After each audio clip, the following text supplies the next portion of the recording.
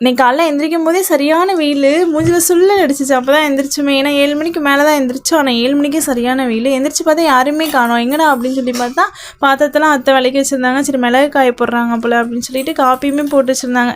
சூடு பண்ணி குடிச்சிட்டு தம்பிக்கு பால் வாங்கி ஆற்றி கொடுத்துட்டு இருந்தேன். மாமா வந்துட்டார். அப்புறம் அவர் ப்ரெட்டு சாப்பிட்டுட்டு இருந்தாரு, அவனுக்குமே ஊட்டி விட்டுட்டு இருந்தார். அதுக்கப்புறம் நானுமே சரி பார்த்துக்கிட்டோம் அப்படின்னு சொல்லிட்டு நான் கடைக்கு போயிட்டு வந்தேன்.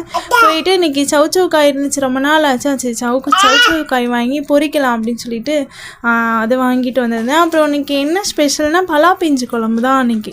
ரொம்ப நாள் ஆச்சு பலாப்பிஞ்சு குழம்பு வச்சு. அதனால் அதை அறுக்கணும். சரி யார் அறுத்து கொடுப்பாங்கன்னு பார்த்தா யாருமே அறுத்து கொடுக்க மாட்டாங்க, நம்ம தான் அறுத்தாகணும் அப்படின்னு சொல்லிட்டு தம்பிக்கும் சாப்பாடு அவனுக்கு வச்சுட்டு கொஞ்சம் நைட் வச்ச சாப்பாடெலாம் இருந்துச்சு, அதெல்லாம் தண்ணி ஊற்றி வச்சுட்டு, ஏன்னா கெட்டு போயிடும்.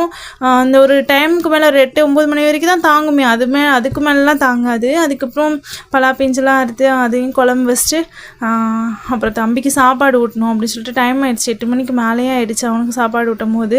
அப்புறம் அவனுக்கு மல்லை கட்டி என்கிட்ட ஒரு வழியாக சாப்பாடு ஊட்டி அவனையும் கொஞ்சம் நேரம் தூங்க வச்சிட்டேன். சரியான தூக்கம் தூங்கிட்டு இருந்தார். அப்புறம் எல்லாருமே சாப்பிட்டு கொஞ்சம் நேரம் தூங்கணும்.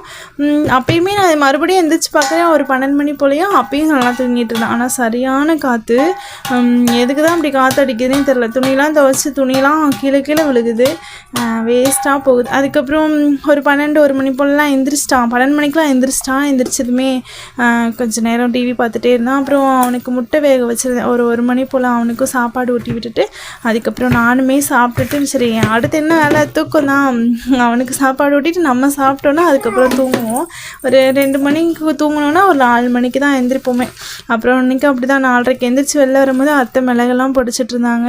நாங்கள் எந்திரிக்கிறதுக்குள்ளேயுமே இந்த வேலையெல்லாம் முடிக்கணும்னு தான் நினச்சாங்க, ஆனால் அதுக்குள்ளேயே நாங்கள் எந்திரிச்சிட்டோம். அதுக்கப்புறம் அத்தையும் பொடிச்சிட்டு எல்லாமே வீடெல்லாம் நானும் கூட்டி விட்டுட்டு தொடச்சி விட்டுட்டு அதுக்கப்புறம் எங்கே கிளம்பிட்டோன்னா தேனிக்கு ஒரு வேலையாக கிளம்பிட்டோம். ஏன்னா அவங்களுக்கு ஆதார் கார்டு வந்துருச்சுன்னு மெசேஜ் வந்துச்சு. சரி போய் ஆதார் கார்டு வாங்கிட்டு கொஞ்சம் சீக்கிரம் வந்திருந்தாங்கன்னா போய் தம்பிக்கு ஆதார் கார்டே எடுத்துகிட்டு வந்திருப்போம்.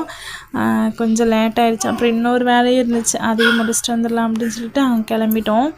எங்கள் வீட்டிலேருந்து கிளம்பும் போதே 6:30 ஆகிடுச்சு. சரி என்ன பண்ணுறது, அவங்க வந்ததே 5 மணிக்கு தான்.